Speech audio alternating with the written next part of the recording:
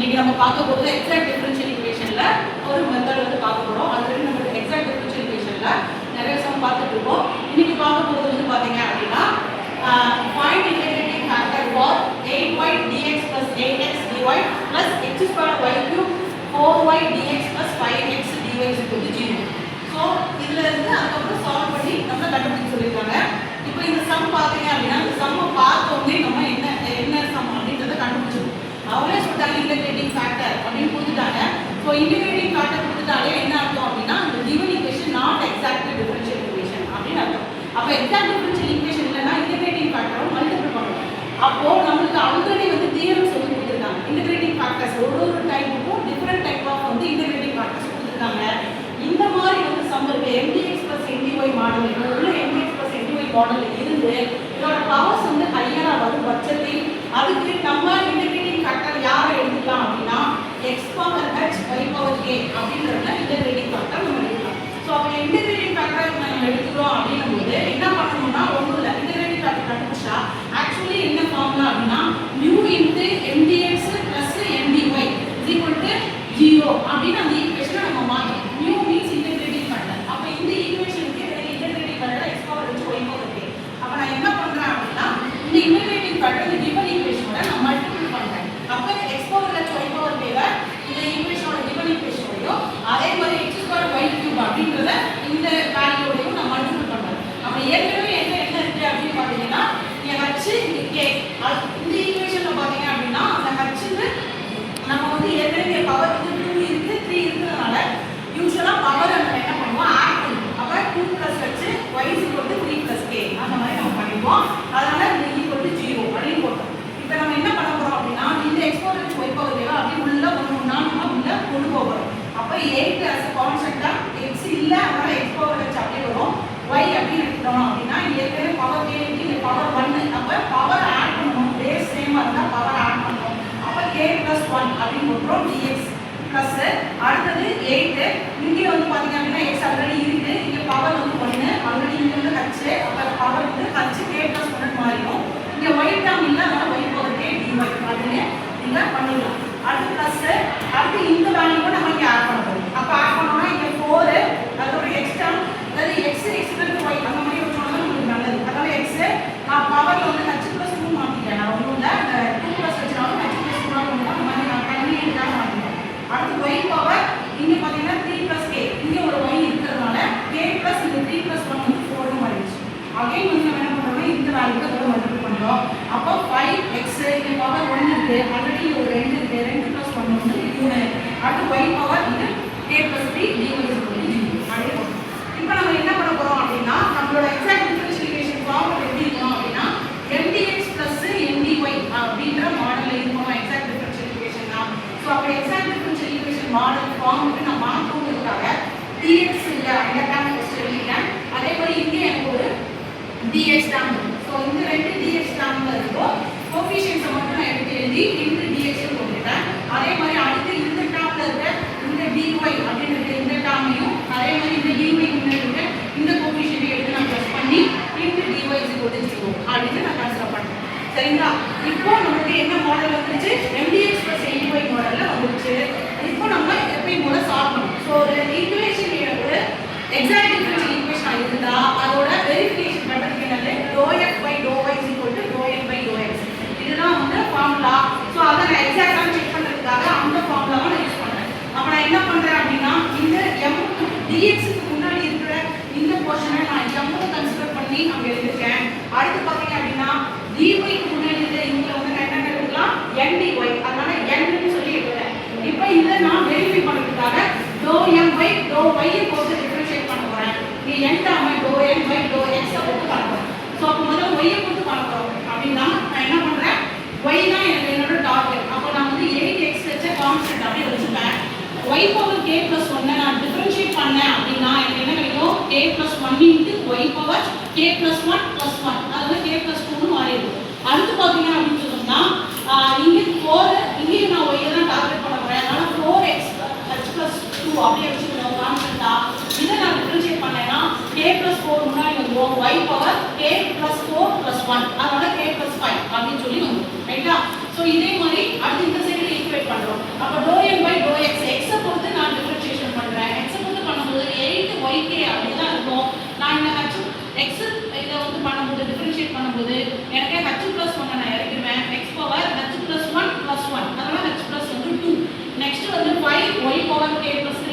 அப்படிங்கிறத நான் இது பண்ணுறேன். அப்போ என்ன ஆகுது அப்படின்னு பார்த்தீங்கன்னா இந்த 5y வந்து yx h+3 அப்படியே தான் இருக்கும்போது என்னோட டார்கெட் யாரு x. ஓகேயா? ஸோ அப்போ x பொறுத்து நான் பண்ண போகிறேன் அப்படிங்கும்போது இந்த h+3 இறங்கிடும். இந்த h+ வந்து 4, அதுக்கப்புறம் இந்த yk+3 அப்படியே வரும். ஓகேயா? இப்போ ∂f/∂x ∂y நான் என்ன பண்ணணும், ஈக்குவேட் பண்ணணும். அதெல்லாம் என்னோட வந்து எக்ஸாக்ட் டிஃபரன்ஷியேட்டோட ஃபார்முலா. அப்போ நான் என்ன பண்ணேன், ரெண்டு ஈக்குவேட் பண்ணுறேன். அப்போ இந்த ஈக்குவேஷன் அப்படியே எழுதிருக்கேன், இந்த ஈக்குவேஷன் அப்படியே எழுதிருக்கேன். ரெண்டு ஈக்குவேட் பண்ணுறேன். இது எப்படி ஈக்குவேட் பண்ணணும் அப்படின்னா என்னோட டார்கெட் இப்போ என்ன அப்படின்னா கேக்கும் ஹச்சுக்கும் சொல்யூஷன் கண்டுபிடிக்கிறதா. அப்போ கேக்கும் ஹச்சுக்கும் இந்த இடத்துல சொல்யூஷன் கண்டுபிடிக்கிறதுக்காக நம்ம என்ன பண்ணுறோம் அப்படின்னா இந்த இடத்துல டேர்ம் வைஸாக ஈக்குவேட் பண்ணுறோம். தட் மீன்ஸ் என்ன அப்படின்னா first term equal to first term, second term equal to second term அப்படின்ற மாதிரி ஈக்குவேட் பண்ணுறோம். அதனால் ஃபர்ஸ்ட் டேர்மையும் நான் ஈக்குவேட் பண்ணும்போதுமே கோஎஃபிஷியன்ட்டை மட்டும் தான் நான் ஈக்குவேட் பண்ணுறேன். அப்போ 8k + வந்து 1 இதோட வந்து இது என்ன இருக்கு அப்படின்னா 8k + 1. இங்கே ஃபர்ஸ்ட் டேர்ம்ல கோஎஃபிஷியன்ட் என்ன இருக்கு 8h+1 அதை வந்து ஈக்குவேட் பண்ணிருக்கேன். அதே மாதிரி செகண்ட் டேர்ம்ல இருக்கு நான் என்ன பண்ண போறேன் அப்படின்னு பார்த்தீங்கன்னா இதோட கோஎஃபிஷியன்ட் எனக்கு என்ன இருக்கு அப்படின்னா 4k + 4. இதோட கோஎஃபிஷியன்ட் எனக்கு என்ன இருக்கு அப்படின்னு பார்த்தீங்கன்னா 5h+3. ஸோ இது ரெண்டையும் நான் ஈக்குவேட் பண்றேன். அப்படி ஈக்குவேட் பண்ணும்போது எனக்கு இங்கே ஒரு ஈக்குவேஷன் ஃப்ரேம் ஆகும். அந்த ஈக்குவேஷனுக்காக 8 கட் பண்ணிட்டேன். கேவும் இந்த ஹச் இந்த வேரியபிள்ஸை ஒரு சைடு கொண்டு வரேன், கான்ஸ்டன்ட் எல்லாம் ஒரு சைடு கொண்டு வரேன். அப்போ கே இந்த ஹச் இன்சைட் வரும்போது -h ஆகிடும், இந்த 1 வந்து அந்த சைடு போகும்போது -1 ஆகிடும். ஆல்ரெடி இது ஒரு +1 இருக்கு. அப்போ இதை கட் ஆயிடுச்சுன்னா இது 0ன்னு ஆயிடுச்சு. k - h = 0ன்னு எனக்கு ஃபர்ஸ்ட் ஈக்குவேஷன் ஃப்ரேம் ஆகும். செகண்ட் நான் டேர்ம்ஸ் ஈக்குவேட் பண்ணும்போது 4 × k + வந்து 4. அப்போ this equal to அங்கே என்ன இருக்கு 5h+ வந்து 3. ஸோ இது ரெண்டையும் நான் ஈக்குவேட் பண்ணும்போது நான் இதை உள்ள மல்டிபிள் பண்ணுறேன். இப்போ 4k அடுத்து இந்த கான்ஸ்டன்ட் இங்கே வரும்போது -5h, அதுக்கப்புறம் நெக்ஸ்ட் 4 × 4 16, இந்த 16 கான்ஸ்டன்ட் அந்த சைடு ஈக்குவல் அந்த சைடு போகுது. இப்போ 4 × 4 -16 அப்படின்னு இந்த சைடு வந்துடும். அடுத்து பார்த்தீங்கன்னா 5 × 3 15, அது ஆல்ரெடி இந்த சைடு ஈக்குவல் அந்த சைடு தான் இருக்கிறதுனால +15. இது சிம்பிளிஃபை பண்ணால் எனக்கு -1. அப்போ 4k - 5 வந்து -5h = -1 அப்படின்னு சொல்லி 2 ஈக்குவேஷன்ஸ் கிடைச்சது. எனக்கு ரெண்டு வேரியபிள் இருக்கு, ரெண்டு ஈக்குவேஷன் இருக்கு. without solve this equation we get k and h values. ஓகேவா? அப்ப நான் என்ன பண்றேன் அப்படினா இதெல்லாம் கேன்சல் பண்ணனும்னா இந்த வேரியபிள் ஒண்ணு ஈக்குவலா இருந்தா என்னால கேன்சல் பண்ண முடியும். அதனால ஃபர்ஸ்ட் ஈக்குவேஷன்ல இருக்க k நான் இப்ப k வை ரிமூவ் பண்ணிட்டு h ஓட வேல்யூ ஃபைண்ட் பண்ணலாம் முடிவு பண்ணிட்டேன். அப்ப k வை ரிமூவ் பண்ணனும்னு சொன்னா இங்க என்ன கோஎஃபிஷியன்ட் இருக்கோ அதே கோஎஃபிஷியன்ட் இங்க இருந்தா என்னால ரிமூவ் பண்ண முடியும். அதனால என்ன பண்றேன் அப்படினா இந்த கோஎஃபிஷியன்ட் இந்த கோஎஃபிஷியன்ட் வரணும் அப்படினா இங்க 4 இருக்கா, இதையும் 4 ஆல நான் மல்டிபிள் பண்ணனும். அப்ப ஃபர்ஸ்ட் ஈக்குவேஷன் மல்டிபிள் பை 4. அப்ப ஃபர்ஸ்ட் ஈக்குவேஷன் மல்டிபிள் பை 4 பண்ணும்போது எனக்கு 4k - 4h = 0 ன்னு வரும். கீழ வந்து செகண்ட் ஈக்குவேஷன் அப்படியே ரைட் பண்றேன். இப்போ ஃபர்ஸ்ட் ஈக்குவேஷன்ல செகண்ட் ஈக்குவேஷன் வந்து எனக்கு k வை எலிமினேட் பண்ணனும் அப்படினா சப்ட்ராக்ட் பண்ணா மட்டும் போதும். அதனால நான் சப்ட்ராக்ட் பண்ணேன்.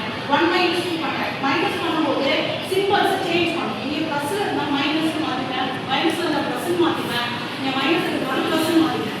இப்போ இத நான் சப்ட்ராக்ட் பண்றேன். அப்ப என்ன ஆகும் 4k - 4k 0 ஆயிடும்.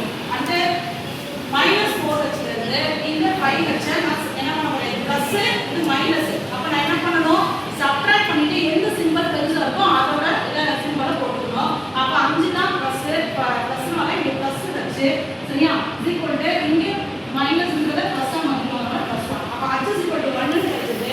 h = 1 ன்னு இந்த கிவன் ஈக்குவேஷன் 1 ல நான் போடுறேன். அப்ப எனக்கு என்ன ஆயிடும் அப்படினு பாத்தீங்கன்னா இங்க k - 1 = 0, அப்ப k = 1 ன்னு கிடைச்சது. அப்ப h ஓட வேல்யூ எனக்கு கொடுத்தா, k ஓட வேல்யூ கொடுத்தா, இந்த h 1 k 1ங்கற வேல்யூவை நான் ஏற்கனவே கண்டுபிடிச்சு வச்சிட்டேன். இந்த எக்ஸாக்ட் டிஃபரன்ஷியல் ஈக்குவேஷன்ல போய் நான் போறேன். சோ இந்த ஈக்குவேஷன் நம்பர் கொடுத்திருக்கேன் ஆல்ரெடி 1.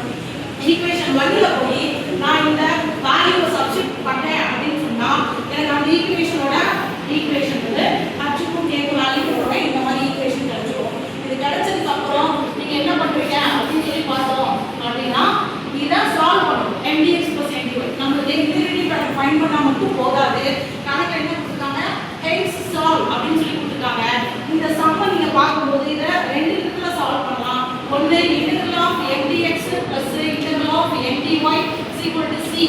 இதுல x டேர்ம் ஃப்ரீ பண்ணிக்கலாம். அதுக்கு அடுத்து இதுல y as a constant term, y வந்து கான்ஸ்டன்ட் இப்படி வச்சு சால்வ் பண்ணலாம். ஒண்ணு இன்னொரு என்னன்னு பாத்தீங்கன்னா குரூப்பிங் மெத்தட். இப்போ நமக்கு இந்த குரூப்பிங் மெத்தட்ல சால்வ் பண்ணும்போது அதே சால்வ் பண்ணலாம் புத்திசாலித்தனம். அதனால நம்ம என்ன பண்றோம் இந்த குரூப்பிங் மெத்தட்ல சால்வ் பண்ண ட்ரை பண்றோம். ஏன் எப்படி குரூப்பிங் மெத்தட்ன்றத அனலைஸ் பண்றது அப்படின்னா இங்க இருக்க x இங்க இருக்க y அதுக்கு பதிலா சேஞ்ச் பண்ணி பாத்தீங்கன்னா